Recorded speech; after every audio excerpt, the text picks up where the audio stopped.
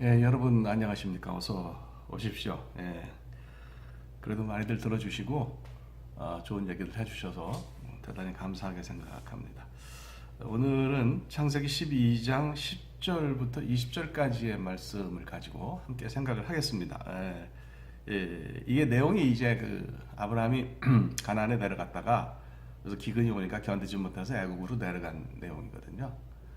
다시 이제 뭐 올라오게 되는데 그래서 그 부분을 다루는데요. 여기도 조금 할 얘기가 있어요. 그래서 오늘은 전체적으로 이제 여러분들에게 개요 삼아서 아브라함의 선택의 어떤 그 의미를 좀 살펴보고요. 그다음에 나머지 한 두어 번, 뭐 강의 진도를 봐서 내용을 결정하겠습니다만 두어 번에 걸쳐서 좀 자세하게 이렇게 이야기를 해보도록 하죠. 전체적으로 그 12장 10절부터 20절까지를 읽으면서 이제 머리에 먼저 떠오르는 생각이 있어요. 그게 뭐냐면 아브라함의 생각 가운데 이런 게 있지 않았을까 하는 거예요. 하나님, 왜 나를 속이셨습니까? 이런 생각이 좀 들지 않았을까 싶어요. 그러니까 이제 하나님께서 가나안에서 잘 살고 있는 아브라함 보고 가나안에 가라고 그러셨잖아요. 뭐 사실 그 가면 복이 될 거라고 얘기하셨으니까 말씀을 믿고 간 건데 이제 가보니까 지난 시간에 말씀드린 것처럼 사람도 이미 다 있고 뭐 그랬어요. 그래서 고생을 하고 그러면서 거기서도 이제 힘들었지만은 제단을 쌓고 순례자에서 제단을 쌓는 예배자가 됐다는 말씀까지 드렸는데 이제 더 견딜 수 없는 게 있죠. 그러니까 사람들이 아무리 괴롭혀도 먹고 살 것만 있으면 견딜 수가 있어요. 그게 이제 사람인데 아브라함이 여기서 이제 기근을 만나죠. 히브리 말로 라아브라고 하는 거예요. 라아브. 바야히 라아브 바에렛 이렇게 이제 히브리 말로 얘기해요. 그러니까 그때에 기근이 들었다. 그 땅에 기근이 들었다. 10절 말씀이죠. 10절 말씀을 보면 기근이 라아브인데 이거는 그 비가 안 오는 거죠. 비가 안 와서 굉장히 먹고 살기가 힘들었다. 뭐 어떤 그런 얘기예요. 그러니까 북쪽으로 올라가면 조금 비가 많아져요. 이스라엘도 남쪽은 사막 쪽이어서 그렇지만은 그런데 아브라함이 그 쉐켐에서도 굉장히 그 힘들었다. 뭐 남방으로 내려갔지만 그러면 좀 그런 거죠. 많이 그 상황이 좋지 않았다 이렇게 이제 볼 수가 있는 거예요. 그러니까 약속하신 땅에 왔는데 약속하신 땅에 기근이 왔다. 이럴 때 드는 심정이 뭐겠느냐. 뭐 이런 생각이 드는 거죠. 상황, circumstance하고 환경, environment는 좀 우리가 달리 구별해서 생각을 해야 될 것 같아요. 아브라함은 가난이라고 하는 그 환경, environment를 이제 선택을 했다고 볼 수가 있어요. 그러니까 그런 환경에서 뭐 힘들지만은 좀 견디면 살 수 있겠다 이렇게 생각했는데 상황이 좀 좋지 않아졌죠. 그러니까 circumstance가 좋지 않아졌어요. 기근이 생겼다고 하는 얘기죠. 그래서 기근이 생긴 거는 그의 기대치, expectation을 넘어섰다 이렇게 말씀을 드릴 수가 있어요. 그러니까 우리가 주어져 있는 환경은 사람이 이제 적응해서 살 수가 있어요. 그래서 이렇게 저렇게 하면 되겠다 이렇게 할 수가 있는데 만약에 이제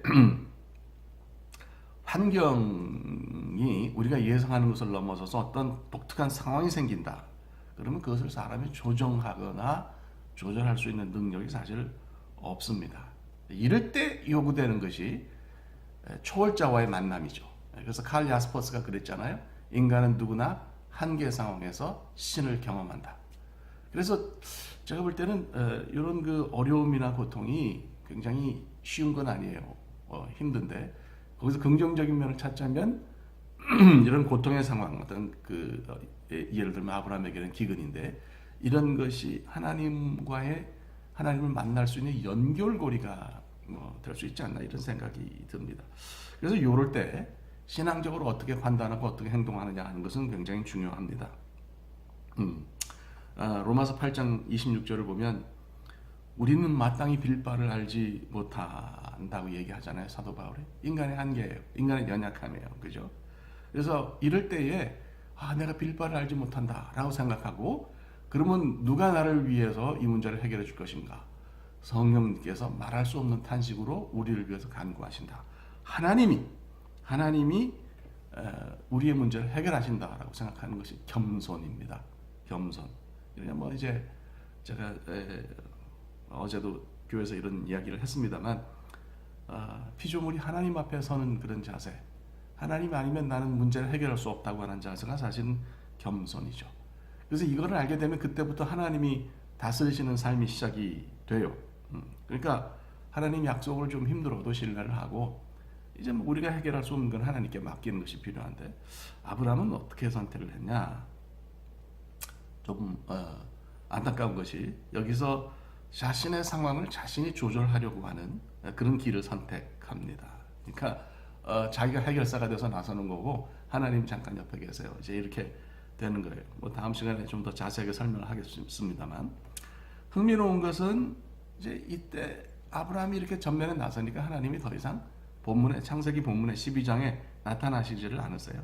아브라함에게 말씀하시는 것을 멈추시는 것을 볼 수가 있습니다.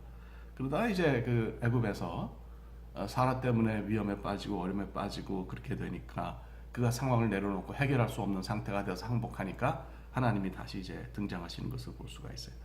아브라함에게 가나안에 있는 아브라함에게 문제를 해결할 수 있는 가장 쉬운 방법은 뭐였나?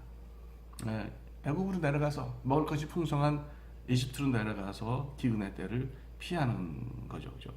이거는 이제 가나안에 살던 베두인들이 흔히 선택하는 방법이었어요. 그러니까 우리가 아는 그 시내 광야의 한 부분이 술 광야가 있는데 히브리 말로는 슈르라 그러죠. 나중에 이제 하갈 얘기할 때 좀 더 우리 자세하게 얘기를 하겠는데 슈르 광야에 국경 수비대가 세운 어떤 그 장벽이 있었어요. 장벽이 있었는데 그 국경 수비대가 남긴 기록을 보면 그런 기록이 있어요. 베두인들이 가나안 땅에 기근이 오니까 우리 애굽으로 넘어와서 먹을 것을 구했다 이런 기록이 있어요. 그러니까 이게 뭐 아브라함이 독창적으로 생각한 방법이라기보다도 다른 사람들이 흔히 그랬던 그런 방법이고 아브라함만 내려갔던 것은 아니고 아마 가나안에 있는 많은 베두인들이 내려가지 않았나 이렇게 생각을 할 수가 있습니다. 근데 제가 이제 본문을 좀 10절을 자세히 읽으니까요.